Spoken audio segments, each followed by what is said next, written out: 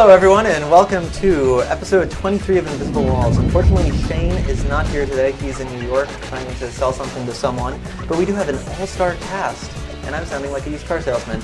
But we have Grumpy McGrump, Marcus Beard here for the entirety of today's episode. I know, you let me. I missed last week. I was in the cage. You let me out of the cage, and I'm very happy. Well, we have some special surprises for you in store. Woohoo! Some musical variety. And another special guest, Jeremy Hoffman. He's the producer for GTTV. And what can we expect to see on Friday this week? This Friday we are at PAX. So we have, very exciting, is the first zombie footage from Left 4 Dead. First time we're going to see that. First footage for Need for Speed Undercover. An interview with Gabe and Tycho. An interview with Felicia Day. Lots of fun stuff. And when should we tune in to see that? Friday nights, 1 a.m. Or go to GameTrailers.com at 1:30 in the morning. And you love him. He's got the sexiest caricature. Brandon Jones. I look like Superman. You look like something. You got a strong chin. Yeah, that's true. And Justin Spear will be visiting us soon enough. He's actually sitting in the corner with his... Hi! I don't know if that got picked up. But and then we have Daniel Bloodworth returning in rare form. Yeah, How you doing? It's been like 2 months. So Really? I'm back from the dead. E3, Leipzig. Stuff gets crazy. And with that, we will start the show.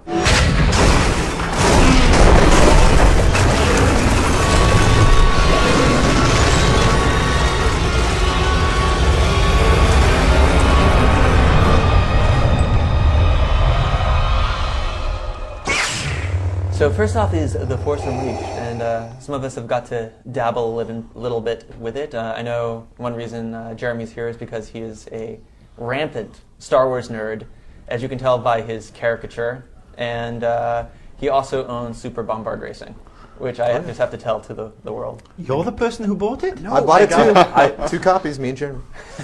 I got mine used. Oh, well, I got right off the store shelf. So I know what I think about it. What do you think about Star Wars: The Force Unleashed? Jeremy Hoffman, producer of GTTV, or Jeff Keighley. I really enjoyed the first 3 hours. It was fun. You kept growing. You got new force powers, new locations. You were learning kind of about your character. Has a great story.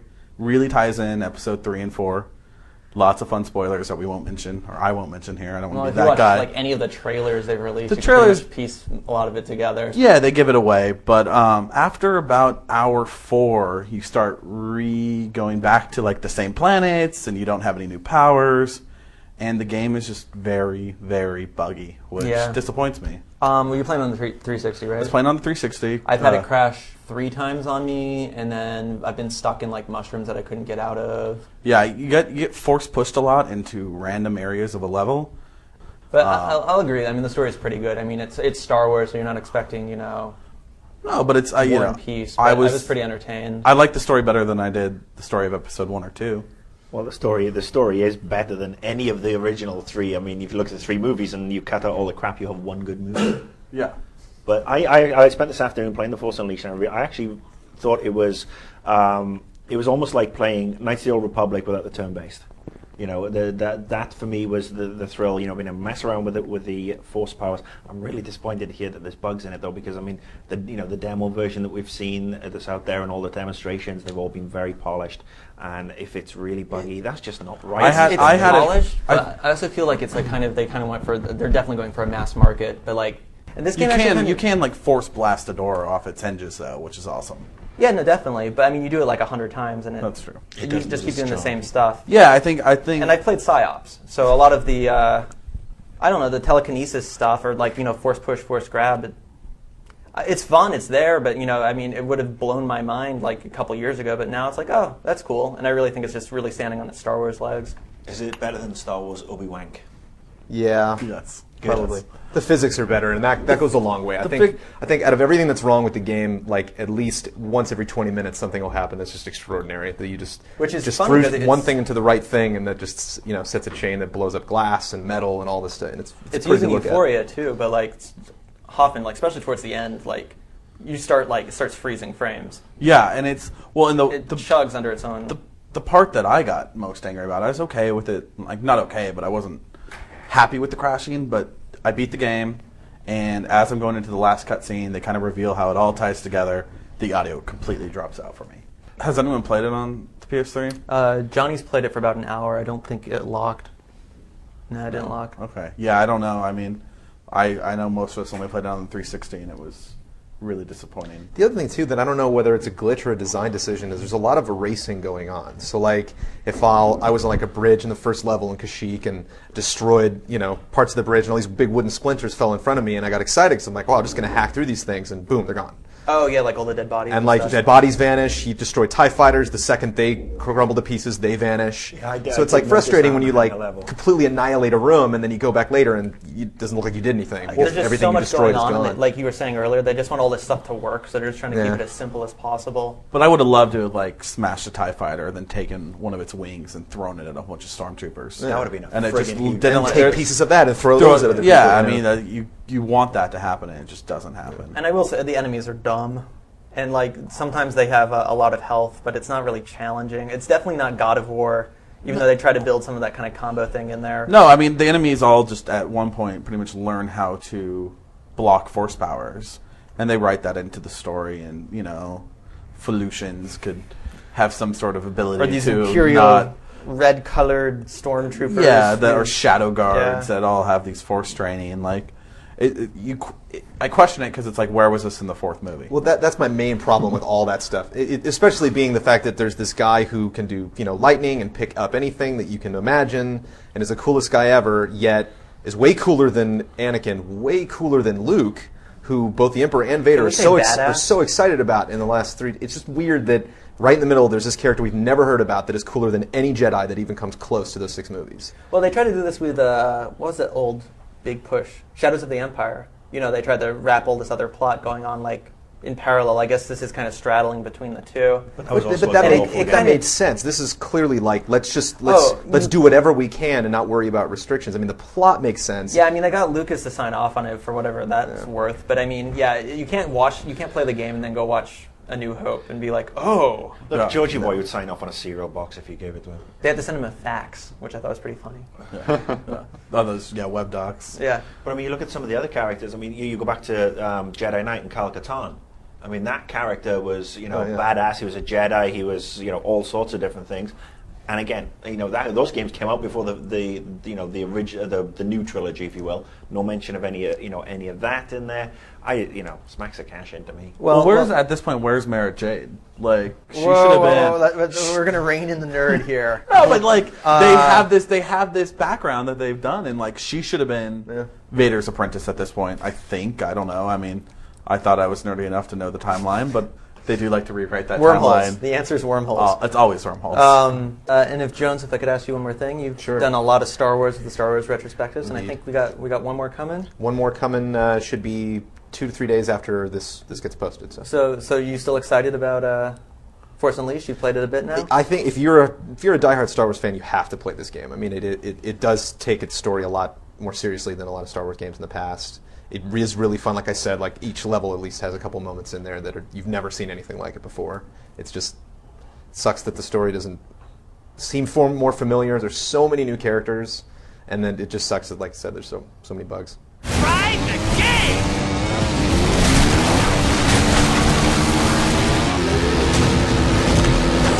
Next up, we are going to look at some of the bigger arcadey racing games coming out, which would be Pure and MotorStorm, Pacific Rift.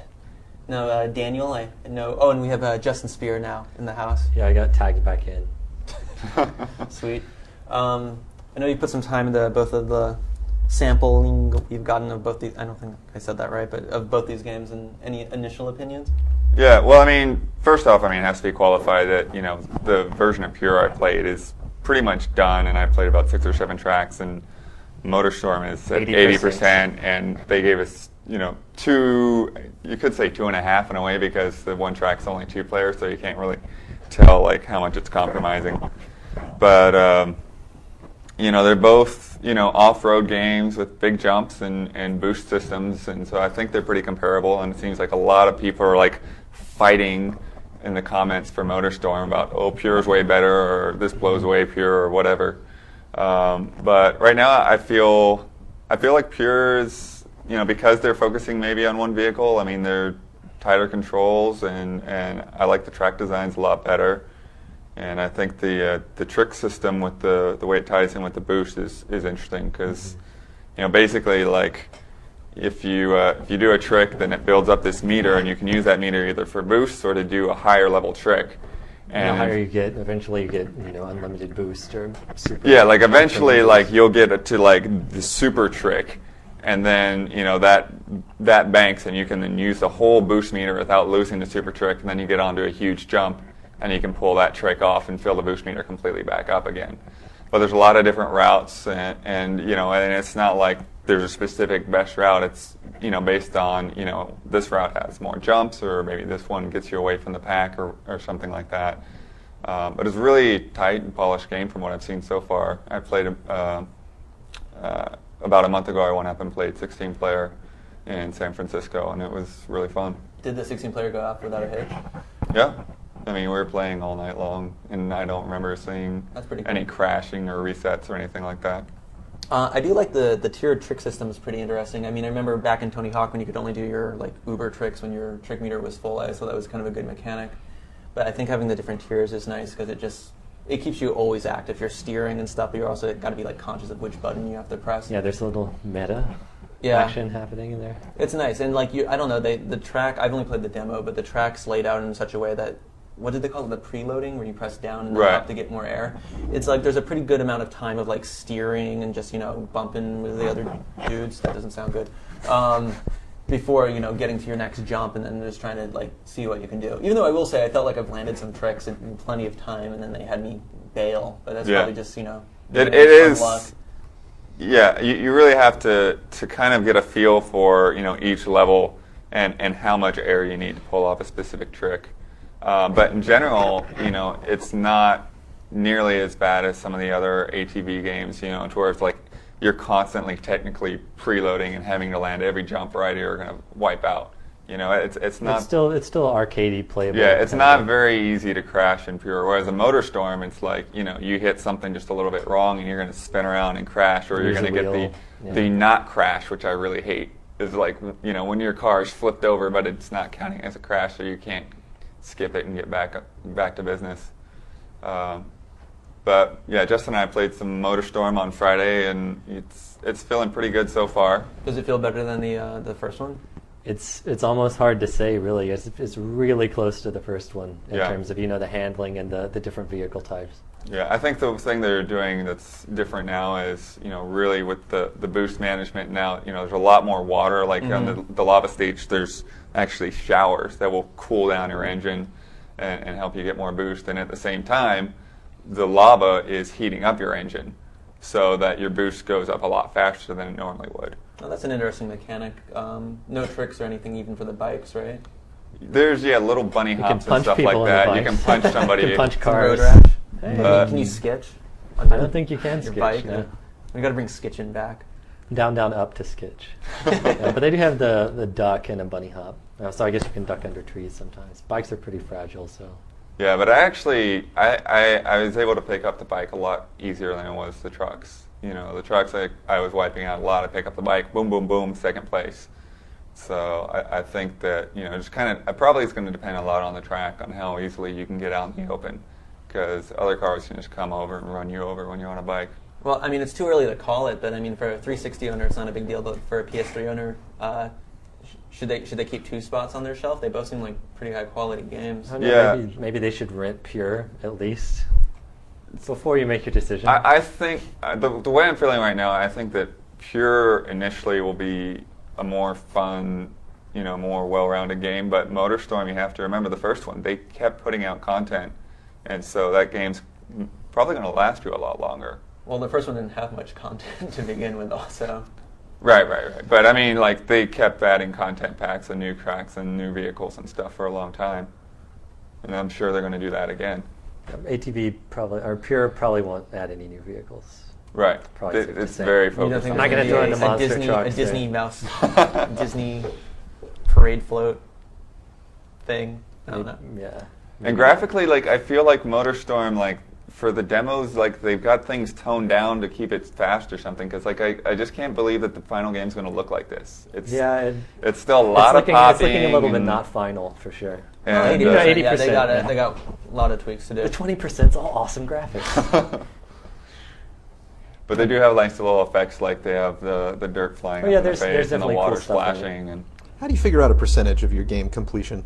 Just like a goal, You look at or the list Let's of ask features, I Marcus on guess. that one. Basically, you go to the PR department and you say, "Look, what bullshit can we make up? Let's pick a number out of our ass." Seriously, I mean, That's what I when did you get the build, and when does the game actually ship? we got the build on Friday. The game ships, I think, November. Okay, so yeah, I would probably say it's near a 95% complete at this time. I mean, it depends on the date on the build, but if it is the most recent preview build and it's like from relatively fresh code, it's near a 95%. That's PR bullshit at its finest. It does look a lot better than it looked just at E3. Yeah. So that's been a month difference. So 2 months time, maybe Well, they they can pull off released a lot. the core demo, so they're letting the public have at it. Mm-hmm. Well, don't forget that you have to build in 1 month for certification from Microsoft and Sony. So Well, just Sony. So but- or just Sony, but I mean, any first party certification system you build in a month before it hits the streets. So the code is probably locked down within the next 10 days or so. Okay. Next, Grumpy. We have a special surprise for you. We have the first set of jingles, which are all disqualified because they're too long. But we're going to listen to Hang some on, of them. just let me get to the edge of my seat here. He's All right, literally I'm doing on it, the kids. edge of my seat. Okay, this one is from DJ Sting. Here comes Trump. Word to your mother. Instead of whack-a-mole, whack-a-hole. Here comes Trump. Where the f*** is the ESA? Here comes Trump. The Wii isn't getting a toy. Here comes Trump. Here comes Trump. Here comes Trump. Here's the saddest one. Grumpy McGrump, he is the man. Grumpy McGrump, I am a fan. Grumpy McGrump, he knows what he's talking about. So listen to Grump, and Brandon you Jones is will crying right see now. what's happening in the game. Is this one of the Jonas Brothers? Again, you've lost me. Street. Brandon, is that a male or female? Does that remind you of Yes, and your I youth, can't tell. Brandon? Is that Did you kid do any beaten? show tunes? It's probably the lightsaber kid from And YouTube. here's a Vimpto. Automatic disqualification, they're using Rule Britannia. I'm Welsh, you twats. Do you speak any Welsh? Isn't it all Like a native, you know what? Q's and W's? Yeah, it's great when it comes to Scrabble. I hope you never, ever, ever get syphilis. Oh, You're going to get syphilis. well, that's fine.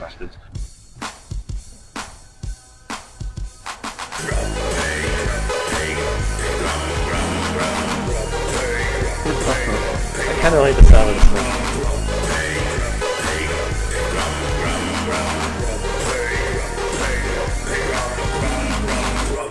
It's And that was, I like the lyrics in that Shoot one. Upon the Roof. And I sounds think like if you rework that one could definitely qualify. that one was pretty good. It sounded like a thrash metal version of Fantasia. Dum da dum da da da da. I like that. I like that one. I also Well- like the other one by DJ Sting. The one that sampled you? Yeah, the one that sampled me a little You're bit a too vain, long. vain creature. No, I just thought it was kind of amusing because But anyway, the other two, I mean, God bless you, but I'm not. I don't respond to Rule Britannia, and I don't respond to 12-year-olds singing opera. I'm Welsh too, by the way. Just throwing that out there. The accent is a dead giveaway. I know. Can you say something in Welsh for us, please? Something in Welsh for you, please. Okay. I will say the longest place name in Europe, which is actually a Welsh little town called Llanfairpwll Gwyngyll or Gerach Gwyn Droboch Llandysiliach Gogogoch. Wow. Does that get you laid? Ask my girlfriend. Take that as a no. She's like, yes, talk Welsh to me. So Grumpy, you've been kind of reserved so far. So what are you grumpy about? You know what? I'm always grumpy, but I'm trying to get along across a new grumpy because I know some people get taking a little bit of umbrage at me being a dick all the time, which is you're a real dick. Shut up, go eat the carrot. true. So taking umbrage. I've got two things to talk about. First one, Spore. On sale right now, 8.4 average review score from a lot of people, and I just think it's kind of a damning indictment of just the PR machine and some members of the games media that this game that isn't everything that everybody expected. 8 hours of gameplay time, not a bunch of little silly mini games, not really floating everybody's boat. This is the game that 3 weeks ago got best PC game at Leipzig, and 8 weeks ago got best PC game at E3. I mean, it's either that everybody was monumentally hoodwinked by EA's PR people, or PC games must be in the real shit right now. If there was nothing else at E3 or Leipzig, a German show where the PC market in Germany is huge, there was nothing else that was better than sport. But I just wanted to throw that out there. They've shown it out in such piecemeal. It's when you actually get the whole thing delivered to you. That's when it's kind of like. Yeah, I think everyone expects everything to get a lot more in depth than it got. I just think there was other games. It was a little bit like. Do you remember like when Black and White came out? Yeah. And I think that had like a Metacritic rating of like 107. Yeah, but like first. by the time you get to the second like world, there's like the actual game part of the game is not really there. But it was still this like really ambitious idea, and I think we kind of. Spore is really ambitious and it works. It's just when you kind of it's like kind of the inverse of like the sum of its parts are bigger than the whole, yada yada yada, catchphrases and stuff like that. So it's like sushi, really tasty individual segments, but not a satisfying meal.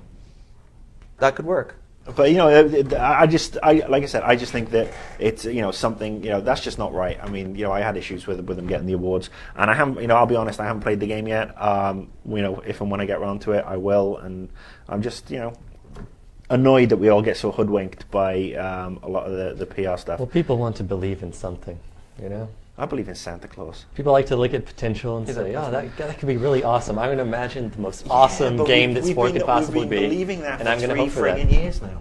Well, that's the way it works. It's just the way. I think people also work. too, for a game, there's kind of two games. There's the game that we want it to be and the game that it is, and until we actually play the game, it's all. Dreams. Like I thought Mercenaries 2 could do no wrong because I loved that first game so much, and then when I actually got in to play the game, it's like this game really isn't that great. But to talk to me 2 weeks earlier, and man, that was all I was going to play. I just think it's a shoddy effort. It needed to be much bigger and much better. That's what the expansion packs will be for. Yeah, of course, EA and their 400 expansion packs. Anyway, I'm not going to talk about that anymore. I am going to talk about something also PR related.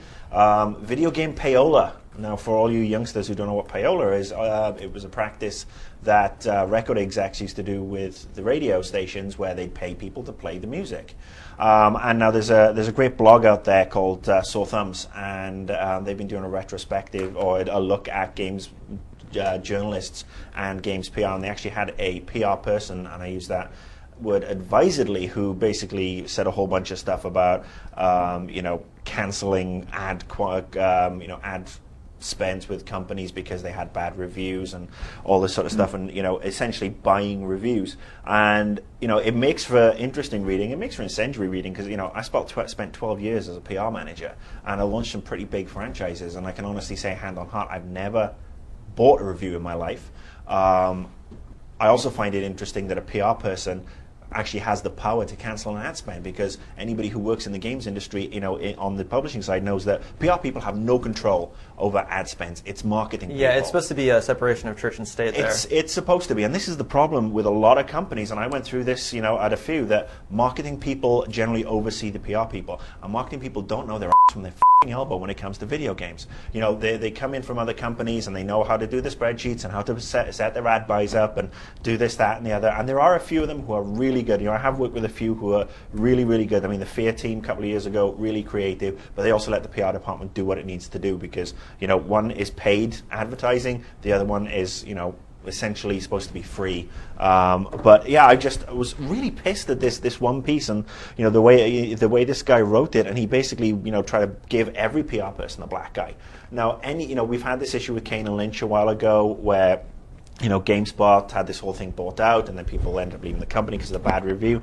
And I just think, there are people out there who need to clean up their act, and I think more transparency is needed. I mean, I suppose I'm lucky now, having been on one side of it, where yes, we've taken people on trips and we brought people out, but we brought them out so that we could get them away from the office and get them focused on our games for 4 or 5 days. They got to focus on the games, and I think all the coverage that came out of that benefited, because people were allowed to focus on the games, and that was the key aspect. So I think there are a lot of PR people out there who will get offended by having seen that section on Sore Thumbs that was written by somebody who didn't even have the stones to stand up and name themselves or the companies they worked for. I mean, I'd be very leery of any particular company who tries the tactic of pulling ad space because of a bad review. At the end of the day, if a game comes out, if you're a PR person, you protect yourself by not getting it reviewed if it's bad. That's what you do as a PR person. If you send it out for review and you know it's going to get caned, you don't try and blackmail the media outlets with regards to, I'll pull your ad space. Or you may get lynched. I've only ever had to ask to pull one review, and that was when I was working at Ubisoft. 9/11 happened, and I was actually in New York on a press tour at the time, and I asked a magazine to pull the review of Rogue Spear Blackthorn because the first mission was actually retaking a hijacked plane. And I wanted it pulled because I didn't know what was going to go on with the game. I mean, we obviously weren't going to release the game in a couple of weeks, and that is the only time I have pulled a review for that reason. And I know and they did it for you? They did it. I mean, they totally understood why, behind it. I didn't even know the review score. I mean, they could have given it a 5 out of 10 or 50% or 80% or whatever. I didn't know the review score, didn't care about the review score at the time. I just wanted to make sure that when the game came out, it was the right game that had been reviewed. So, yes, I mean, you guys are all journalists. I mean, you get offered. You know what? I mean, there's people you're not journalists. You're not journalists. Your games I think we can do the bollocks. huge disclaimer. Like, we go to events sometimes. I mean, they'll give you free stuff. I'm pretty sure I can speak for everyone. Like, it's never swayed anyone's opinion. One way or the other. I give most of it away when I get back to the office. Yeah, I mean, exactly. Where do you think the stuff on the GT store comes from? Because comes from us going to events. The spoils of war. Just keep it cool. Hey, Justin, we're going to let you talk about a game for a minute. This was such a big success last time that. What do you want to talk about? People love Evil Zone, huh? Evil Zone was pretty cool. Well, Patrick didn't love Evil Zone, but he's not here.